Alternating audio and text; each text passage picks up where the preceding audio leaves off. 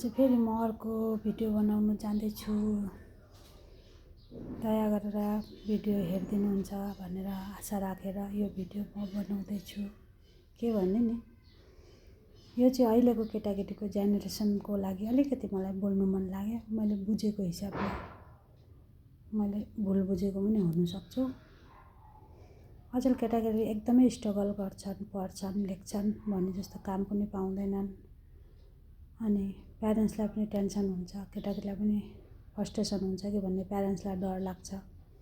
त्यही लागि केही भन्नु सकिँदैन केटाकेटीलाई पनि। अलिकति हामी प्यारेन्ट्स भएर चाहिँ केटाकेटीलाई अलिकति बुझिदिनुपर्छ जस्तो लाग्छ मलाई चाहिँ, हैन? किनभने हाम्रो जमाना अहिले छैन, जमाना बहुतै बदलिएको छ। भनेको ठाउँमा पढाउनु सकिँदैन, भनेको बेलामा पुर्याउनु सकिँदैन। र यो जहाँ मोबाइलको कुरा पनि आउँछ, मोबाइल केटाकेटीलाई चाहिन्छ, नचाहिने होइन। र हामी मोबाइल हेर्छन् भनेर कराउँछौँ केटाकेटीलाई। मोबाइलमा थुप्रो थोक पाउँछ केटाकेटीले। सबैको कुरा त म हेर्दिनँ, कतिले चाहिँ राम्रैको लागि युज गर्छ, कतिले चाहिँ अब के गर्छ थाहा छैन। तर त्यसको लागि पनि बेसी किचकिच गरेको पनि केटाकेटीलाई राम्रो होइन जस्तो लाग्छ मलाई। चाहिँदो दिनु पहिलादेखि नै, अनि भन्नु उनीहरूलाई। सानो छ भने सिकाउनु, बाबा यो राम्रो होइन, बा छोरी यो राम्रो होइन, बा नानी यो राम्रो होइन, यति टाइम हेर, त्यसपछि तिम्रो काम तिमी गर भनेर बुझाएर सम्झाएर गर्दा हुन्छ। अब ठुलोलाई त ठुलो त्यसै जान्दछन्। उनीहरू मोबाइलै छ, साथीसँगी भनेको उनीहरूको अहिलेको जमानामा मोबाइल नै हो। किनभने केटाकेटी पहिलाको जस्तो गएर गोली डन्डा खेल्ने, कुन्निके हामी खेल्थ्यौँ त्यस्तो खेल्नु, बाहिर जानु त्यस्तो छैन अहिलेको नानीमा। त्यही उनीहरूलाई साथीसँगी इष्टमित्र भनेकै उनीहरूको मोबाइल हो। र ठिकै छ, त्यो मोबाइल पनि नराम्रो चिज त होइन। उनीहरूले के हेर्छन्, पढ्छन्, बुझ्छन्, जान्दछन् उनीहरूले हामीभन्दा बेसी। त्यसले गर्दा हामीले बेसी कराएको पनि राम्रो होइन जस्तो लाग्छ मलाई चाहिँ, है। हजुरहरूलाई कस्तो लाग्छ म जान्दिनँ।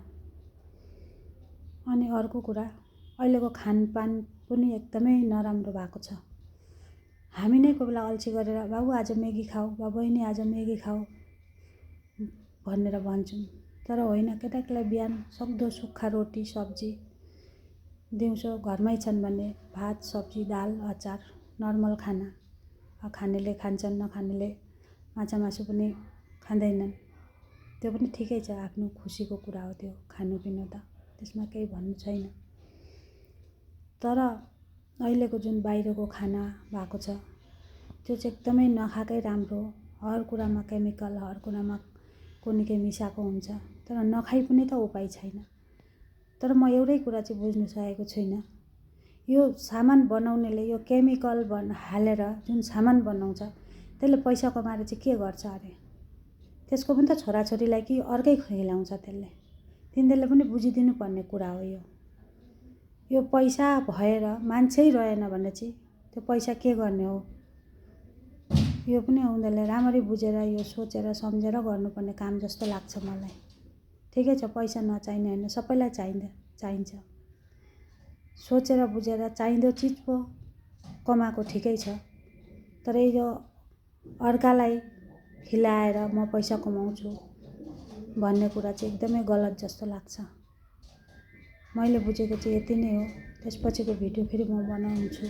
तपाईँहरूलाई कस्तो लाग्छ प्लिज लाइक कमेन्ट सेयर गरिदिनुहुन्छ भनेर म अपेक्षामा छु। र मबाट केही भन्नुमा गल्ती भएको छ भने पनि तपाईँहरूको कमेन्ट हेरेर म सुधार्ने कोसिस गर्छु।